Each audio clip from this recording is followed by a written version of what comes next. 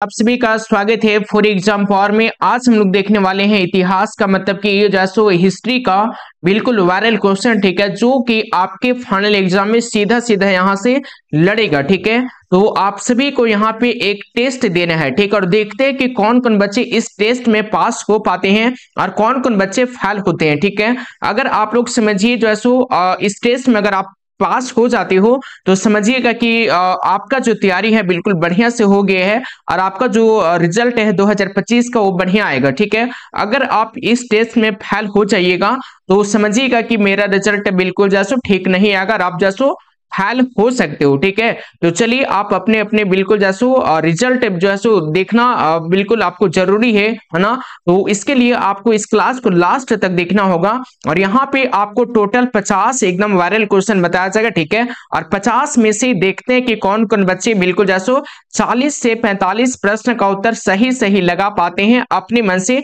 Comment करके comment box में आपको उत्तर देना है। ठीक है, OMR सीट आपको जैसे बिल्कुल कमेंट बॉक्स को मान लेना है और उत्तर आपको देते हुए चलना है कमेंट बॉक्स में। ठीक है, तो चलिए क्लास को स्टार्ट करते हैं और आपके समक्ष आपके स्क्रीन पे एक नंबर क्वेश्चन है, सिंधु घाटी के निवासियों को किस धातु का ज्ञान नहीं था। ये प्रश्न आपके एग्जाम में 100% लड़ेगा। ठीक है, इसका उत्तर क्या हो जाएंगे, तो इसका उत्तर क्या आ जाएंगे, तो ऑप्शन नंबर सी वाले को लॉक करोगे, सिंधु घाटी के निवासियों को लोहा का ज्ञान नहीं था। आने के राइट आंसर बिल्कुल सी वाले को लगा दोगे। ओके, और चलिए जी देखिएगा प्रश्न आ जाते हैं 2 नंबर है कि हड़प्पा सभ्यता में विशाल स्नानागार के अवशेष कहां से प्राप्त हुए हैं। पहला ऑप्शन है रोपड़, बी वाला मोहनजोदड़ो, सी वाला कालीबंगा और डी वाला लोथल। इसका उत्तर आपको कमेंट बॉक्स में बताना है। ठीक है, चलिए देखते हैं कि कौन कौन स्टूडेंट इसका उत्तर कमेंट बॉक्स में बता पाते हैं। ठीक है, और चलिए बाबू देखिएगा क्वेश्चन हमारा अगला आ जाते हैं बिल्कुल जैसे 3 नंबर प्रश्न है कि लोथल किस नदी के किनारे स्थित है। सिंधु नदी, व्यास नदी, भोगवा नदी, रावी नदी।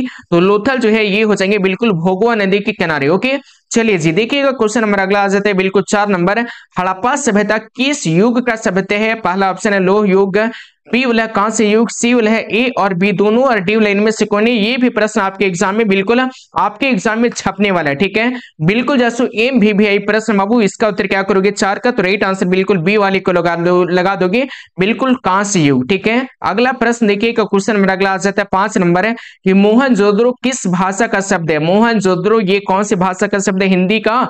ऑप्शन नंबर बी सिंध, सी वाला उर्दू और डी वाला फारसी। तो 5 का राइट आंसर बिल्कुल ऑप्शन नंबर है बी वाले को लॉक करोगे, सिंधी भाषा का शब्द है। ओके, अगला प्रश्न देखिएगा क्वेश्चन नंबर अगला आ जाता है 6 नंबर 6 नंबर है कि जैसे लोथल किस नदी के किनारे स्थित है। लोथल जो है ये कौन से नदी के किनारे है। 4 ऑप्शन है गुजरात, पश्चिम बंगाल, राजस्थान और डी वाला पंजाब। तो 6 का राइट आंसर बिल्कुल ए वाले को लगा दोगे गुजरात बाबू, राइट आंसर ए वाले को लॉक करोगे। अगला प्रश्न आ जाता है बिल्कुल 7 नंबर है, इंडिका के लेखक कौन है। पहला ऑप्शन है कौटिल्य, बी वाला मेगास्थनीज, सी वाला कालिदास और डी वाला हरिसेन। तो 7 का राइट आंसर बिल्कुल ऑप्शन नंबर लगा दोगे कौन सा, तो बी वाले को लॉक करोगे मेगास्थनीज। कौन हो जाएंगे, तो बी वाले को राइट आंसर लगाइएगा। अगला प्रश्न आ जाते हैं आपके समक्ष 8 नंबर है, धाम की शुरुआत किसने किया था। ठीक है, पहला ऑप्शन अशोक, बी वाला चंद्रगुप्त मौर्य, सी वाला समुद्रगुप्त और डी वाला कनिष्क।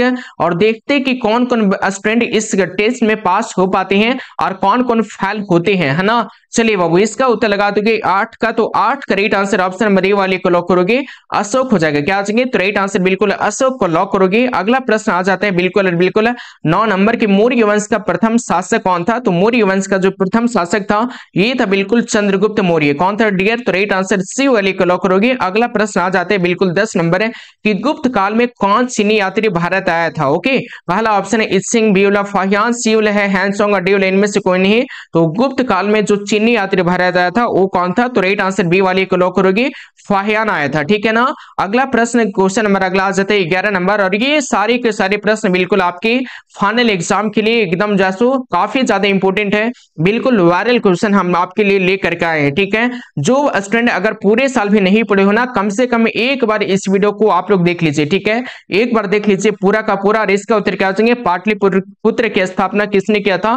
बिंबिसार, अशोक, चंद्रगुप्त मौर्य, डी वाला उदयन। तो इसका उत्तर बिल्कुल जैसो 11 का बिल्कुल और बिल्कुल डी वाली को लॉक करोगे। ठीक है, उदयन के द्वारा किया गया था। ठीक है, अगला प्रश्न बिल्कुल आ जाते हैं 12 नंबर है, महाभारत का युद्ध कितने दिनों तक चला था। ठीक है, ये प्रश्न बिल्कुल आपके एग्जाम में आने की 100% बिल्कुल जैसो गारंटी है। ओके, इसका उत्तर क्या चाहिए, 15 दिन, 16 दिन, 17 दिन 18 दिन, तो इसका उत्तर बिल्कुल जैसे डी वाले हो जाएंगे। 18 दिनों तक महाभारत का जैसे बिल्कुल युद्ध चला था। और ये चीज कमेंट करके बताइएगा कि जैसे बिल्कुल जो महाभारत का युद्ध हुआ था ना, ये किसके किसके बीच में हुआ था और कौन जैसे जीता था, ये चीज बताइएगा कमेंट करके। और देखिएगा प्रश्न आ जाते बिल्कुल आपके समक्ष 13 नंबर है, महाभारत की रचना किसने किया? ठीक है, वाल्मीकि, मनु, आगे जैसो वल्लक्य और डी वाला वेद व्यास। तो 13 का राइट आंसर 13 का ऑप्शन नंबर डी वाले को लॉक करोगे, वेद व्यास। ठीक है, राइट आंसर डी वाले को लगा दीजिएगा। अगला प्रश्न आ जाता है 14 नंबर की, ऋग वैदिक कालीन लोग किसकी पूजा करते थे? विष्णु का, प्रकृति का, लक्ष्मी का, शिव का। तो 14 का राइट आंसर बिल्कुल ऑप्शन नंबर बी वाले को लॉक करोगे, प्रकृति की पूजा करती थी। ठीक है, अगला प्रश्न बिल्कुल आपके समक्ष क्वेश्चन नंबर अगला आ जाता है 15 नंबर है, सांची किस राज्य में स्थित है? बिहार में है, मध्य प्रदेश में है, उत्तर प्रदेश में है, पंजाब में है। 15 का राइट आंसर बिल्कुल बी वाली को लॉक करोगे, मध्य प्रदेश में। कहा है डिगर? वो एमपी में हो जाएगा बिल्कुल सांची। ठीक है, अगला प्रश्न देखिएगा बिल्कुल 16 नंबर है कि गौतम बुद्ध का जन्म स्थान कहाँ है? ओके, गौतम बुद्ध का जन्म स्थान कहाँ है डिगर? ये भी आपके फाइनल एग्जाम में आने की बिल्कुल एकदम जैसो 100% गारंटी है। नालंदा हो जाएंगे, बोध क्या हो जाएंगे, सारनाथ हो जाएंगे, कपिल वस्तु हो जाएंगे। तो 16 का राइट आंसर डी वाले को लॉक करोगे, कपिल वस्तु। ओके, अगला प्रश्न देखिएगा बिल्कुल बिल्कुल जैसो 17 नंबर है कि पुराणों का संख्या कितना है? पुराणों की संख्या कितनी है बाबू? तो 16 का राइट आंसर बिल्कुल आप सभी स्टूडेंट को 17 का राइट आंसर बिल्कुल ऑप्शन नंबर क्या हो जाएंगे? तो राइट आंसर बिल्कुल 18 हो जाएगा। पुराणों का संख्या कितना? तो बिल्कुल 18 हो जाएंगे। अगला प्रश्न बिल्कुल जैसो बिल्कुल 18 नंबर है, हीनयान और महायान संप्रदाय का संबंध जैसो कौन से धर्म से है? बौद्ध धर्म से, जैन धर्म से, शैव धर्म से, इस्लाम धर्म से। तो 18 का राइट आंसर 18 का करेक्ट आंसर बिल्कुल ए वाला जाएंगे, बौद्ध धर्म से। किससे है? तो राइट आंसर बिल्कुल ए वाले को लगा दोगे। अगला प्रश्न देखिएगा बिल्कुल 19 नंबर है कि प्रथम बौद्ध संगीति किस शासक के काल में हुई थी? पहला ऑप्शन है अजात शत्रु, बी वाला काला अशोक, सी वाला अशोक, डी वाला कनिष्क। तो 19 का राइट आंसर बिल्कुल ए वाले को लॉक करोगे, अजात शत्रु। क्या चाहिए? राइट आंसर, तो ए वाले को लगा दोगे। अगला प्रश्न बिल्कुल 20 नंबर है, नाथ मुनि का संबंध है, नाथ मुनि का संबंध है बिल्कुल जैसे बौद्ध धर्म से। किससे डियर? तो बी वाले को राइट आंसर लगा दोगे, बिल्कुल सही तो लगा दोगे। अगला प्रश्न बिल्कुल आपके समक्ष 21 नंबर है, तंबाकू का सेवन सर्वप्रथम किस मुगल सम्राट ने किया था? तो तंबाकू का सेवन सर्वप्रथम जो किया था ना, ये किया था कौन? तो आपको याद रखना है बिल्कुल ऑप्शन नंबर ए वाला अकबर ने किया था। किन्होंने किया था डियर? राइट आंसर बिल्कुल ऑप्शन नंबर ए वाले को जो है लगा दोगे, बिल्कुल सही उत्तर है। अगला प्रश्न देखिएगा आपके समक्ष क्वेश्चन नंबर अगला आ जाता है 22 नंबर है, आईने ए अकबरी कितने भागों में विभक्त है? पहला ऑप्शन है 2 भाग, बी वाला 3, सी वाला 4 और डी वाला 5 है। तो 22 का राइट आंसर बिल्कुल ऑप्शन नंबर डी वाले को लॉक करोगे, 5 भागों में विभक्त है बाबू, है ना। अगला प्रश्न बिल्कुल आपके समक्ष 23 नंबर आ गया कि अकबरनामा के अनुवादक कौन थे? बेवरेज थे, जेरेट थे, ब्लैकमैन थे, डी वाला इनमें से सभी। तो 23 का राइट आंसर बिल्कुल ऑप्शन नंबर डी वाले को लॉक करोगे, इनमें से सभी हो जाएगा। अगला प्रश्न बिल्कुल आपके समक्ष आ जाता है 24 नंबर है, फतेहपुर सीकरी को राजधानी किसने बनाया था? 4 ऑप्शन है, बाबर, अकबर, शाहजहां, डी वाला जहांगीर। तो इसका उत्तर 24 का ऑप्शन नंबर बी वाले को लॉक करोगे, अकबर ने बनाया था। ठीक है, नेक्स्ट क्वेश्चन बिल्कुल जैसे आ जाता है 25 नंबर है कि अकबर ने दीन ए इलाही कब शुरू किया? तो 25 का राइट आंसर बिल्कुल डी वाले को क्या करोगे? तो इसका उत्तर ऑप्शन नंबर डी वाला जाएंगे, इनमें से कोई नहीं। क्या जाएंगे डियर स्टूडेंट? तो अकबर ने दीन ए इलाही शुरू किया था कब? आपको जल्दी से कमेंट करके इसका उत्तर लगा देना है। ठीक है, कमेंट बॉक्स में इसका उत्तर आप सबों को बता देना जल्दी से जल्दी। ठीक है, और देखिएगा प्रश्न आ जाते हैं आपके समक्ष 26 नंबर है, अकबर का संरक्षक कौन था? तो अकबर का संरक्षक जो था ये था बिल्कुल बैरम खां। कौन था डियर? तो राइट आंसर बिल्कुल ए वाले को लॉक कर दोगे, सही उत्तर कर दीजिएगा। और प्रश्न आ जाते हैं बिल्कुल 27 नंबर है, मुगल में जैसो भारत में मुगल वंश की स्थापना किसने किया था? अकबर, बाबर, शाहजहां, औरंगजेब। तो 27 का राइट आंसर बिल्कुल ऑप्शन नंबर बी वाले को लॉक करोगे, बाबर के द्वारा किया गया था बाबू, है ना। अगला प्रश्न बिल्कुल आ जाते हैं 28 नंबर है, ताजमहल किस नदी के किनारे स्थित है? गंगा नदी, यमुना नदी, गोमती नदी, सोन नदी। तो 28 का राइट आंसर बिल्कुल बी वाले को लॉक करोगे, यमुना नदी के किनारे बिल्कुल जैसो ताजमहल स्थित है। अगला प्रश्न बिल्कुल आ जाते 29 नंबर है, गोपुरम का संबंध है तो किससे है? व्यापार से है, गाय से है, मंदिर से, नगर से है। तो इसका जो संबंध है ना वो है बिल्कुल मंदिर से, आने के सी वाले को बिल्कुल लगा दीजिएगा, राइट आंसर है। नेक्स्ट क्वेश्चन बिल्कुल आ जाता है 30 नंबर है कि रूस में भारत विद्या का जनक किसे कहा जाता है? ऑप्शन नंबर ए वाला निकोलो कॉन्टी, बी वाला जी.एस. लिविदेव, सी वाला कार्ल मार्क्स और डी वाला इनमें से कोई नहीं है। तो 30 का राइट आंसर बिल्कुल बी वाले को लॉक करोगे, जी.एस. लिविदेव को। नेक्स्ट क्वेश्चन बिल्कुल आ जाता है 31 नंबर है कि निम्न में से महिला संत कौन थी? मीरा थी, अंडाल थी, करैकल थी, इनमें से सभी थी। तो 31 करेक्ट आंसर बिल्कुल डी वाले को लॉक करोगे, इनमें से सभी हो जाएंगे। ठीक है, नेक्स्ट क्वेश्चन नंबर अगला आ जाता है 32 नंबर। महाराष्ट्र के संत कौन थे बाबू? तो संत जो है सो नहीं थे, महाराष्ट्र के संत जो नहीं थे इनमें से तुकाराम नहीं थे, रामदास नहीं थे, ज्ञानेश्वर नहीं थे, चैतन्य नहीं थे। तो 32 करेक्ट आंसर डी वाले को लॉक करोगे, चैतन्य जो है सो नहीं थे, है ना। अगला प्रश्न दिखेगा बिल्कुल जो है सो 33 नंबर है कि तलवंडी किसका जन्म स्थान है? तलवंडी जो है ना ये जन्म स्थान है किनका? कबीर का, नानक का, रैदास का, मीरा का।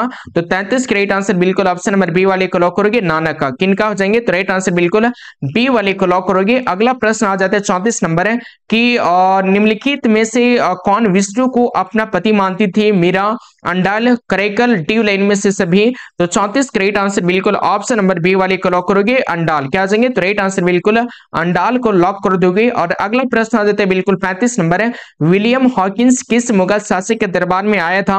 पहला ऑप्शन है जहांगीर, बीबला मुहम्मद गौरी, सीउला तैमूर, अट्यूला बाबर है। तो 35 करेक्ट आंसर ए वाले को लॉक करोगे, जहांगीर। क्या आ जाएंगे? तो राइट आंसर ए वाले को लगा दीजिएगा। अगला प्रश्न आ जाता है 36 नंबर है कि इब्न बतूता अपनी जो है यात्रा का विवरण किस भाषा में लिखा था? अरबी भाषा में, फारसी भाषा में, उर्दू भाषा में, अंग्रेजी भाषा में। तो 36 करेक्ट आंसर बिल्कुल ए वाले को लॉक करोगे, अरबी भाषा में लिखा था बाबू। ठीक है, अगला प्रश्न देखिएगा बिल्कुल जैसे आ जाते हैं 37 नंबर है, कार्नवालिस कोड बना। ठीक है, ये जो कोड बना था ना कार्नवालिस कोड कब बना था? 1775 में, 1793 में, 1797, 1805 में।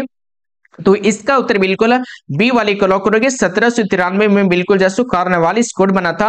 नेक्स्ट क्वेश्चन आ जाते हैं बिल्कुल 38 नंबर 38 नंबर है, महलवाड़ी बंदोबस्त किसके द्वारा लागू किया गया था? मार्टिन बर्ड के द्वारा, रीड के द्वारा, मुनरो के द्वारा, बुकानन के द्वारा। तो इसका उत्तर 38 का 38 का ऑप्शन मरी वाले को लॉक करोगे, मार्टिन बर्ड के द्वारा बिल्कुल जैसो लागू किया गया था। ठीक है, नेक्स्ट क्वेश्चन बिल्कुल आ जाते हैं 39 नंबर है कि आरा में 1857 के विद्रोह का नेतृत्व जैसे किसने किया था? चार ऑप्शन है, पीर अली, वाजिद अली, कुंवर अली, अड्यूल में से कोई नहीं। 39 correct answer, 39 correct answer C वाले को लॉक करोगे, कुंवर अली। क्या जाएंगे? राइट आंसर, तो सी वाले को लगा दोगे। अगला प्रश्न बिल्कुल आ जाते 40 नंबर है, संथाल विद्रोह के नेता कौन थे? तो संथाल विद्रोह के जो नेता थे ना ये थे बिल्कुल बाबू ऑप्शन नंबर ए वाले को लॉक करोगे, सिद्धू कान्हू। कौन थे? तो सिद्धू कान्हू थे। ठीक है, संथाल विद्रोह कब हुआ था? तो आपको याद रखना 1855 में बिल्कुल संथाल विद्रोह हुआ था। ठीक है, अगला प्रश्न देखिएगा बिल्कुल आपके समक्ष क्वेश्चन नंबर अगला आ जाता है 41 नंबर है, दक्कन दंगा आयोग कब गठित हुआ था?